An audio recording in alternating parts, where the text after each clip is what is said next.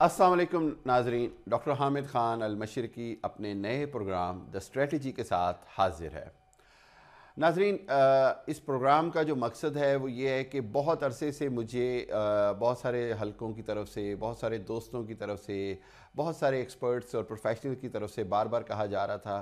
कि डॉक्टर साहब आप जो हैं वो आपके जो अपनी फील्ड है द स्ट्रेटजिकल अफेयर्स, यानी तज़वीराती जो मामलात होते हैं, यानी जो बैनुल अक़वामी मामलात के अंदर जो मुल्कों के दिफा के हवाले से, मुल्कों की अंदरूनी और बैरूनी जो पॉलिसियों के हवाले से मामलात होते हैं, जिस पर आपकी PhD है, आपकी स्पेशलाइजेशन है मीडिया के हवाले से, उसके हवाले से प्रोग्राम किया जाए। और कोशिश ये की जाए कि रिवायती जो टॉक शोज़ हैं या रिवायती प्रोग्राम हैं उनसे हटकर कुछ ऐसा आवाम के लिए लाया जाए जिसमें कोई बामकसद गुफ्तगू हो सके, बामकसद अंदाज में बात हो सके। इवन जो मेहमान आएँ वो भी उनसे कोशिश ये की जाए कि मकसद के हल की तरफ बात की जाए। कोई भी टॉपिक हो, कोई भी मामला हो, सिर्फ तनकीद बनाए तनकीद, या सिर्फ जो है वो गुफ्तन और बरखास्तन वाला मामला ना हो, जिसको वो फ़ारसी में कहते हैं गुफ्तन नशिस्तन और बरखास्तन वाला मामला ना हो, बल्कि कुछ अवाम के लिए, कुछ पॉलिसी साज़ों के लिए, कुछ फ़ैसला साज़ों के लिए, सब के लिए कुछ अमली तौर पर पैगाम भी हो, कुछ उसमें फ़ायदेमंद बातें हों, ताकि ये कि पाकिस्तान की सूरत हाल जो पूरी दुनिया में एक तरह से अभी बड़ी परेशान कुन सूरत हाल बन रही है, उसके अंदर हम कोई हल की तरफ जा सकें और उसके अंदर कोई ऐसी बात कर सकें जिससे ये समझ आए कि अब मौजूदा हालात में क्या वे फॉरवर्ड है। ये एक अहम बात है और इसी हवाले से द स्ट्रेटजी प्रोग्राम शुरू किया गया है और इसका मकसद भी यही है कि हर हालत में अब मामलात को और मेहमानों को और पूरी दुनिया में जो पाकिस्तान की ओपिनियन मेकिंग है पाकिस्तान के हक़ में या पाकिस्तान के ख़िलाफ़, उस पर खुल के बात की जाए और पाकिस्तान के बारे में जो बेहतर इमेज है, जो हकीकत है, उसको लोगों के तक पहुंचाया जाए। और इस हवाले से हमारी कोशिश होगी कि हम प्रोग्राम में हर तबका फ़िक्र, हर एक्सपर्टीज़, हर अंदाज़ के मेहमान ज़रूर लाएँ और उनसे अपनी जो है वो खुल कर बात करें। वो हम एक ऐसा प्लेटफॉर्म दें जहाँ पर वो खुल कर अपना इजहार राय कर सकें। साथ साथ इस प्रोग्राम के अंदर सबसे अहम एक खूबी जो मैं कोशिश कर रहा हूँ रखने की, वो ये कि इस प्रोग्राम को हम मल्टीलिंगुअल कर रहे हैं। जी हाँ, यानी कि इंग्लिश और उर्दू दोनों ज़ुबानों में ये प्रोग्राम हुआ करेगा, मेहमान की मुनासबत से भी, मौके और टॉपिक की मुनासबत से भी, और इस हवाले से भी कि अगर दुनिया के अंदर मामलात ऐसे हैं जहाँ पर हमें अपना मौक़िफ़ जो है वो अंग्रेज़ी ज़ुबान में पहुँचाने की ज़रूरत है, तो कोशिश होगी कि अपने मेहमान से और ख़ुद इंग्लिश में बात करके उसका अपना मौक़िफ़ जो है वो पूरी दुनिया तक पहुँचाया जाए। सो इस हवाले से एक अपनी तर्ज़ का एक यूनिक मुनफरिद प्रोग्राम होगा जिसमें हम दोनों ज़ुबानों में बात करेंगे, पॉलिसी साजी पे बात करेंगे, स्ट्रेटजी पे बात करेंगे, और सबसे अहम बात यह है कि कोशिश होगी कि मसाइल के ऊपर तेल ना छिड़का जाए, मसाइल को या अपनी ज़ाती पसंद नापसंद को तमाम मुल्की मुफादात पर फ़ौक़ियत ना दी जाए, बल्कि ये किया जाए कि अब पाकिस्तान की बात की जाए, पाकिस्तान के मुफादात की बात की जाए, पाकिस्तान के लिए जो बेहतर है उसकी बात की जाए। तो कोशिश यही होगी। बाकी ये कि आपका साथ, आपके ताउन की ज़रूरत रहेगी। आप बेफ़िक्र होकर अपना ईमेल भेज सकते हैं, अपना मुझे आप SMS कर सकते हैं, मुझे आप किसी भी अंदाज़ में डायरेक्ट DMTV पे या जिस प्लेटफॉर्म पे भी मेरा ये प्रोग्राम जाएगा उनके हवाले से आप मुझे डायरेक्ट मैसेज कर सकते हैं, अपनी आरा दे सकते हैं, बता सकते हैं कि आप किस मेहमान को चाहते हैं कि वो ज़रूर आएँ और किस जो मेहमान आएंगे उनके बारे में आपकी क्या राय हुआ करेगी या उनके बारे में आप क्या समझते हैं, उस सब के ऊपर हम बात किया करेंगे। तो ये मेरा आज के प्रोग्राम का तारुफ था। अब आज मैं जो है वो बकिया प्रोग्राम भी जो है वो मैं ख़ुद अकेला करूँगा और आइंदा भी कोशिश हुआ करेगी कि कोई ना कोई गेस्ट भी हो, नहीं तो अकेले भी करें तो आपको ज़्यादा से ज़्यादा मालूमात दी जाएँ। आज जिस तरह अभी पाकिस्तान की सूरत हाल चल रही है, बार बार पूछा जा रहा है कि जी निगरान हुकूमतें आ गई हैं तो क्या इलेक्शन होंगे या नहीं होंगे। तो अगर मैं इसको द स्ट्रेटजी के अंदाज से देखूं कि निगरान हुकूमत की और इस्टेब्लिशमेंट की स्ट्रेटजी क्या होगी, तो हमें सबको वाज़ेह तौर पर पता है कि कोशिश ये की जा रही है कि हर हालत में जो इमरान खान या PTI का जो वोट बैंक है उसको कमज़ोर किया जाए। उस वोट बैंक के होते हुए शायद ख़ुद جو سیاسی جماعتیں ہیں وہ بھی نہیں چاہتی کہ الیکشن ہوں، اس لیے تمام جو الزام یا تمام جو ملبہ ہے وہ اسٹیبلشمنٹ پر ڈال دینے سے مسئلہ حل نہیں ہوگا۔ حقیقت تو یہ ہے کہ میری اطلاعات کے مطابق نواز شریف صاحب بھی ابھی پاکستان نہیں آ رہے۔ جی ہاں، نواز شریف ابھی پاکستان نہیں آ رہے، بلکہ یہاں تک اطلاعات ہیں کہ پچھلے جو 16 ماہ کی جو حکومت رہی پی ڈی ایم کی، اس کے اندر بہت سارے مسلم لیگ نون کے خصوصاً وزراء ہیں جن کے اوپر بہت سارے کرپشن کے الزامات ہیں، اور جو مقتدر حلقے ہیں ان کے پاس ان کے ثبوت بھی آگے ہیں، اور آئندہ چند دنوں میں ہو سکتا ہے کہ ان کے خلاف کیسز بھی کھل جائیں۔ ایک تو یہ اطلاعات ہیں کہ مسلم لیگ نون کے لیے کوئی سب کچھ بہت اچھا نہیں ہے۔ دوسری جانب جس انداز میں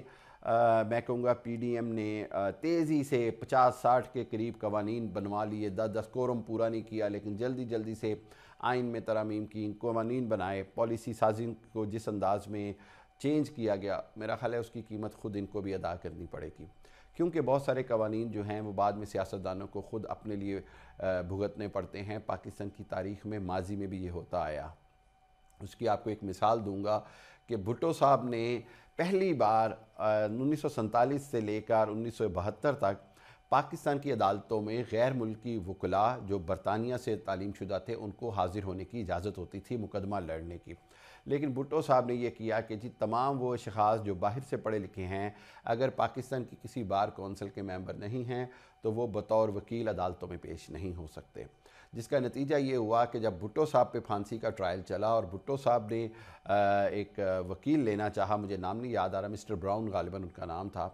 اپنی خدمات لینا چاہیں تو یہی قانون ان کے آڑے آیا کہ وہ بحیثیت وکیل اپنا ذوالفقار علی بھٹو کا عدالت میں دفاع نہ کر سکے۔ اسی طرح انسداد دہشت گردی کی عدالتیں سب سے پہلے نواز شریف صاحب نے بنائیں، اینٹی ٹیررسٹ کورٹس، اور اس کے اندر بے انتہا اختیارات دے دیے گئے، ٹرائل کورٹ کے حوالے سے، سینٹنس کے حوالے سے، سزا دینے کے اختیار کے حوالے سے، کیس کی پروسیڈنگز کے حوالے سے، اور ان تمام اختیارات دینے کا نتیجہ یہ ہوا کہ پاناما کیس کے اندر جب نواز شریف صاحب پر کیس چلا اور انسداد دہشت گردی کی عدالت تک کے معاملات گئے، نیب کی عدالتوں تک گئے، تو وہی جو بے پناہ اختیارات نواز شریف صاحب نے عدالتوں کو اس لیے دیے تھے تاکہ وہ زرداری صاحب اور پیپلز پارٹی اور مخالفوں کو نشانہ بنا سکیں، وہی قوانین خود نواز شریف صاحب کے خلاف استعمال ہوئے۔ حالیہ تازہ مثال یہ کہ عمران خان صاحب نے جب فوجی عدالتوں کی اجازت دے دی، فوجی عدالتوں کے ذریعے ٹرائل کو خود انہوں نے اس کی توثیق کی، جو کہ جنرل راحیل شریف صاحب کے دور میں فوجی عدالتیں قائم ہوئیں، ان کا تسلسل جاری رہا، جنرل باجوہ صاحب کے دور میں فوجی عدالتیں سزائیں دیتی رہیں، اس کا نتیجہ یہ ہوا کہ 9 مئی کے واقعات کے بعد اخلاقی طور پر کوئی جواز نہیں رہ گیا تھا عمران خان یا پی ٹی آئی کے پاس کہ وہ فوجی عدالتوں کی مخالفت کریں یا سویلین کا فوجی عدالتوں میں ٹرائل کی مخالفت کریں۔ آج معاملہ تو کورٹ میں ہے، لیکن جس کو آپ کہتے ہیں کہ مورل گراؤنڈ، اخلاقی طور پر جو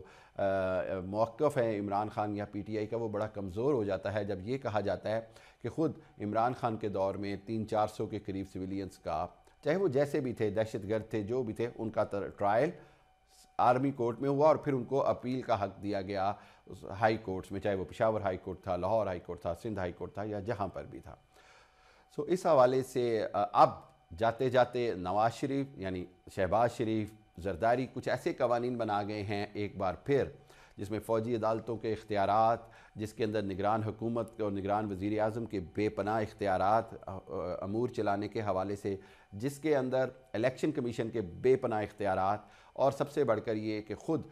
پاکستان کی جو سیکیورٹی ادارے ہیں اور ایجنسیاں ہیں ان کو ڈیٹینشن کے حوالے سے، یعنی بغیر عدالت میں پیش کیے گرفتاری کے حوالے سے ایک بہت 50 دن تک کی مدت دے دی گئی ہے، جو کہ 14 دن یا 7 دن ہوتی تھی، اب ان لمیٹڈ سی مدت کا اختیار دے دیا گیا۔ تو یہ سارے اختیارات آج جو دیے ہیں، یہ سوچ کر کے اس کے خلاف پی ٹی آئی کو ختم کرنے کے لیے، عمران خان کے خلاف یا عمران خان کے ساتھیوں کو توڑنے کے لیے، یہ سب جو تبدیلیاں ہیں آئین کے اندر، قانون کے اندر یا قانون بنائے گئے ہیں، اس سے فائدہ اٹھایا جائے گا اور عمران خان یا پی ٹی آئی کو ختم کیا جائے گا۔ تو میں یہاں بتاتا چلوں کہ نواب اختر مینگل نے پچھلے دنوں اسی کے بعد نواز شریف صاحب کو خط بھی لکھ دیا کہ آپ کے اس بنائے ہوئے قانون کی وجہ سے، آپ کے اس بنائے ہوئے قانون کی وجہ سے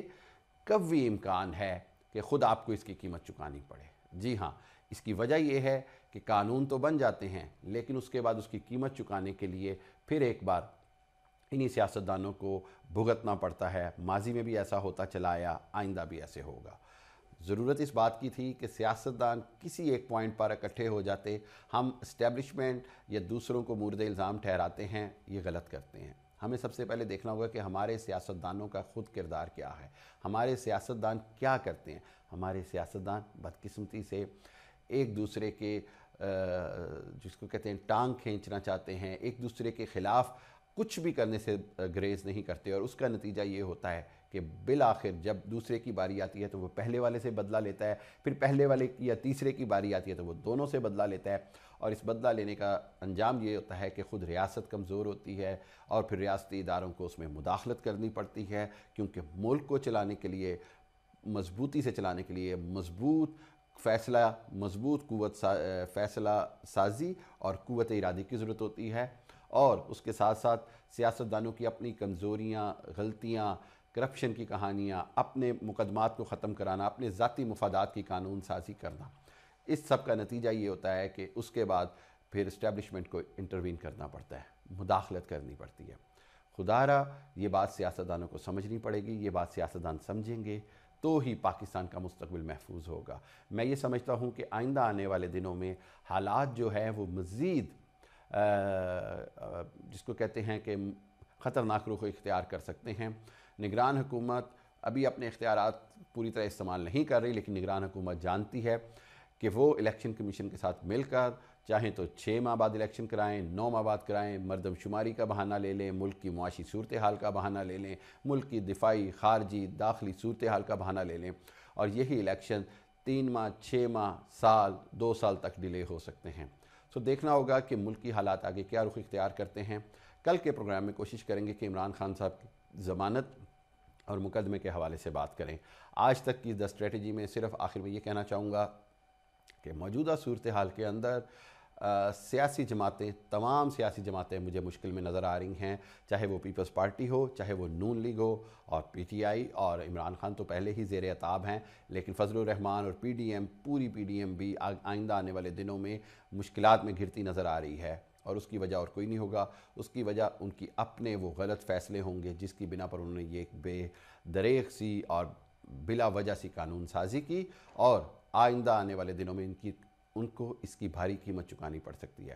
اپنا خیال رکھیے گا۔ دا اسٹریٹجی کے ساتھ ڈاکٹر حامد خان المشرقی کو اجازت دیجیے۔ اللہ حافظ۔